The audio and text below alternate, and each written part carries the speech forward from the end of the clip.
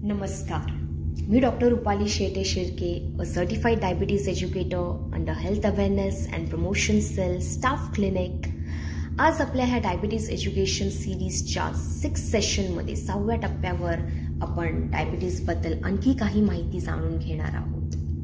मागच्या सेशनमध्ये आपण पाहिलं की मायक्रोवॅस्क्युलर कॉम्प्लिकेशन्स म्हणजेच काय, की शरीरातील लहान रक्तवाहिन्यांवर होणारे दुष्परिणाम जे कशाशी निगडीत आहेत.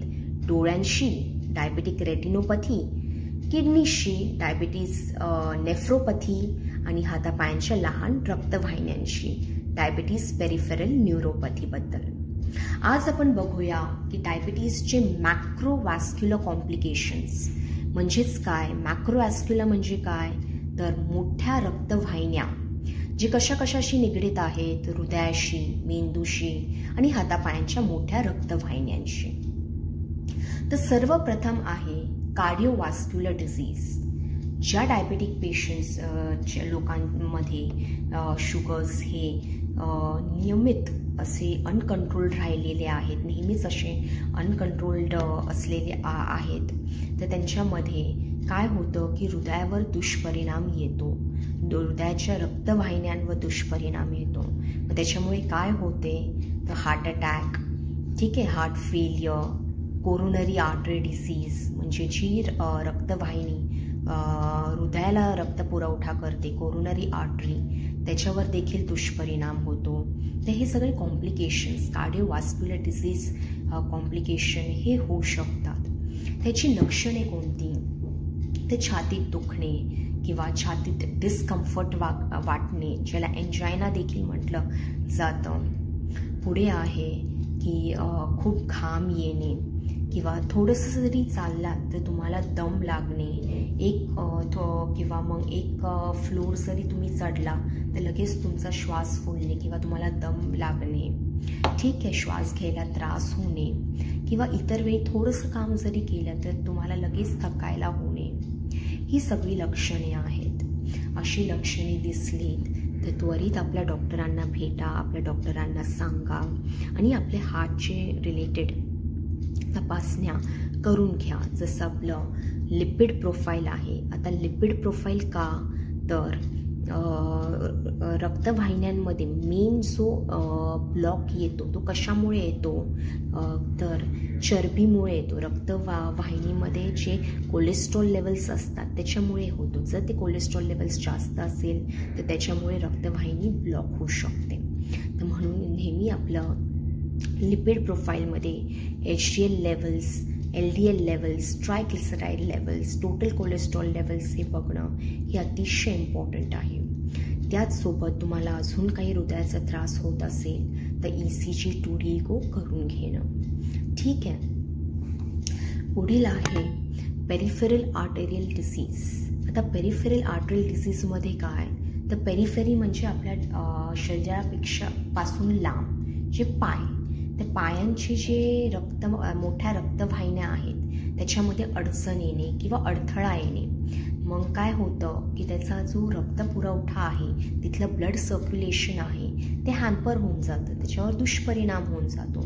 तर एखादी जखम जरी झाली तर ती पटकन लगेच भरत नाही, कारण तिकडे रक्तप्रवाह कमी आहे किंवा तिथे रक्तप्रवाह कमी आहे. मग त्या जखमेचं लगेच गँग्रीनमध्ये देखील रूपांतर होतं, कारण रक्तप्रवाह हा खूप इम्पॉर्टंट असतो एका प्रत्येक ऑर्गनला ते न्यूट्रिशन द्यायला. आणि जर रक्तप्रवाह एका ठिकाणी नसेल तर तिथे गँग्रीन होण्याचे चान्सेस असतात तिथे एखादी जखम झाल्यावर, ठीक आहे. अजून काय लक्षणे आहेत पेरिफेरल आर्टरी डिसीजचे, तर तुम्ही चालत असताना तुमचे पाय दुखणे किंवा मग तुमचे पाय गार पडणे किंवा तुमच्या पायावरचे केस हे हळूहळू कमी व्हायला लागणे किंवा मग तुमचे पाय एकदम वीक पडणे, ठीक आहे. ही सगळी लक्षणे आहेत पेरिफेरल आर्टेरियल डिसीजची. पुढे आहे सेरिब्रोव्हास्क्युलर ॲक्सिडेंट म्हणजे स्ट्रोक किंवा पक्षघात. तर ह्याच्यामध्ये काय होतं की मेंदूला जी रक्तवाहिन्या पुरवठा करतात त्याच्यामध्ये अडथळा किंवा अडचण येणे, रक्तप्रवाह मेंदूत नीट न होणे ह्याच्यामुळे काय होतं तर स्ट्रोक येऊ शकतो. तर ह्याची लक्षणे कोणती, तर तुमची स्पेशली तुमच्या शरीराचे एक साईड ही बधीर होणे किंवा वीक पडणे, तुम्हाला बोलायला त्रास होणे किंवा तुमची नजर एक ठिकाणी नीट बघू शकत नाही आहे किंवा तुमचं डोकं अचानक खूप दुखायला लागणे, ही सगळी लक्षणे आहेत. हे सगळ्या एमर्जन्सी सिच्युएशन्स आहेत. असे काही तुम्हाला वाटलंच तर लगेच आपल्या डॉक्टरांना भेटा. ठीक आहे. हे होते मॅक्रोवॅस्क्युलर कॉम्प्लिकेशन्स ऑफ डायबिटीज. हे होऊ नये म्हणून तुम्ही काय करू शकतात, तर मेन आहे शुगर्स कंट्रोलमध्ये ठेवणे नेहमी. ठीक आहे. BP कंट्रोलमध्ये ठेवणे नेहमी. डायबिटिक पेशंट्समध्ये BP हा नेहमी 140/90 पेक्षा हा खाली असला पाहिजे, त्याच्यावर वर असला नाही पाहिजे. ठीक आहे. मग कोलेस्ट्रॉल लेवल्स तुमचे नेहमी कंट्रोलमध्ये ठेवणे. तुमचा HDL हा नेहमी चांगला अबाव 60 असला पाहिजे आणि तुमचा LDL लेवल्स हे नेहमी 130 पेक्षा खाली असले पाहिजे. ठीक आहे. डायबिटिक पेशंट्समध्ये आता काय तर नेक्स्ट आपण पुढील काही कॉम्प्लिकेशन्स बघूया. पुढील कॉम्प्लिकेशन्समध्ये काय की दुसरं अजून बरेच कॉम्प्लिकेशन्स आहेत. जसं मी तुम्हाला सांगितलं होतं की साखर ही रक्तात आहे आणि रक्त हे सर्व ठिकाणी आहे. तर प्रत्येक पार्ट, प्रत्येक साईड, प्रत्येक ऑर्गन, प्रत्येक अवयवावर ह्याचा दुष्परिणाम होणार आहे. ठीक आहे. तर मग अजून दुसरे दुष्परिणाम काय होऊ शकतात की जर तुमची शुगर्स ही नेहमीच अनकंट्रोल्ड राहिली तर तुमची इम्युनिटी वीक होऊ शकते. तुम्हाला इन्फेक्शन्सचे चान्सेस लगेच होऊ शकतात, जसं की TB आहे, कोविड आहे, न्यूमोनिया आहे किंवा युरिनरी ट्रॅक लघवी वाटेचा तिथे इन्फेक्शन होऊ शकतं लघवी वाटेच्या ट्रॅकमध्ये. ठीक आहे. किंवा मग अजून काय तर तुम्हाला दुसरे अजून इन्फेक्शन्स होऊ शकतात, जसे की स्किन इन्फेक्शन होऊ शकतं, त्याच्यामध्ये बॅक्टेरियल इन्फेक्शन होऊ शकतं, फंगल इन्फेक्शन होऊ शकतं, जसं महिलांमध्ये गुप्तांगावर बुरशी येणं किंवा सेक्शुअल कॉम्प्लिकेशन्स येऊ शकतात, जसं मेलमध्ये इरेक्टाईल डिसफंक्शन होणं.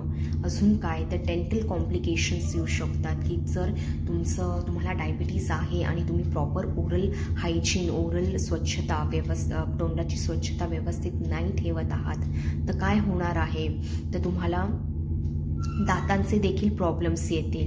ठीक आहे. मग अजून काय जर गर्भावस्थेत डायबिटीज आहे आणि तो शुगर्स जर कंट्रोलमध्ये नसतील तर गर्भावर होणारा दुष्परिणाम, हे सगळे डायबिटीजचे कॉम्प्लिकेशन्स आहेत. मी जसं सांगितलं की प्रत्येक पार्ट, प्रत्येक साईड, प्रत्येक ऑर्गनवर ह्याचा दुष्परिणाम होतो.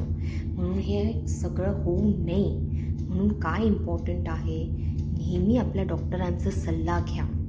डॉक्टरांकडे जे फॉलोअप असतो, जे जाता तुम्ही ते टाळू नका. वेळच्या वेळी डॉक्टरांचा नेहमी सल्ला घ्या. ठीक आहे. शुगर्स कंट्रोलमध्ये ठेवा, BP कंट्रोलमध्ये ठेवा, कोलेस्ट्रॉल लेवल्स हे कंट्रोलमध्ये ठेवा. रोज फिजिकल ॲक्टिव्हिटी ही असली पाहिजे ज्याच्यामुळे ब्लड सर्क्युलेशन ओव्हरऑल बॉडीमध्ये होत राहतं. आणि अल्कोहोल, मद्यपान, धूम्रपान न करणे हे अतिशय इम्पॉर्टंट आहे. ठीक आहे. तर हे होते सगळे डायबिटीजचे कॉम्प्लिकेशन्स.